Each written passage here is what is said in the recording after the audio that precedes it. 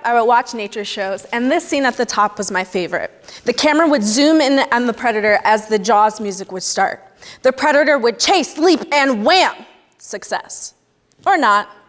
But I always wondered, why do these shows focus so much on the predator and not the prey? I mean, who doesn't love a good underdog story? What does it take to persevere? How do you stick it to the man or the predator? For animals to have a successful underdog story, they must reproduce and pass their genes on to their offspring.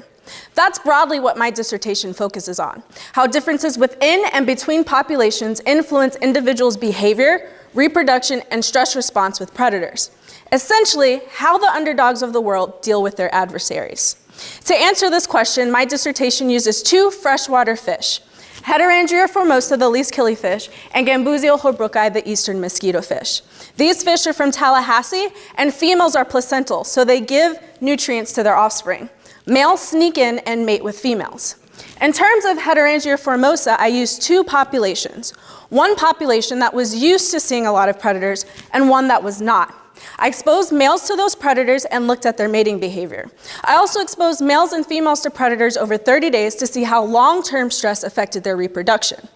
What I found was pretty interesting. So these males definitely respond to the predator, but males not used to seeing predators actually increase their mating behavior after predator exposure. It may be that they're trying to compensate for the increase of potential death.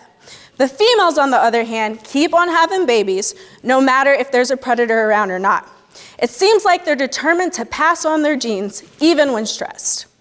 I also work with the eastern mosquito fish, and these guys, as you can tell, come in two distinct colors, either silver or black. The black males pass on their black coloration to their offspring, and silver and black males may have differences in behavior as a result of that black coloration. So I exposed black and silver males once again to predators and looked at their mating behavior. What I found is that silver males mate more often before predator exposure. But the black males actually keep on mating during predator exposure and freeze less often. It may be that there's a mechanism in that black coloration that helps those males better deal with stress. My research highlights how differences within and between populations influence behavior and consequently influence other populations. Although I did look at predators, I would like to stress that stress itself can influence behavior and reproduction. I mean, imagine how animals have to adjust their behavior every day because of the stressors coming out of them, even stressors we humans put on them.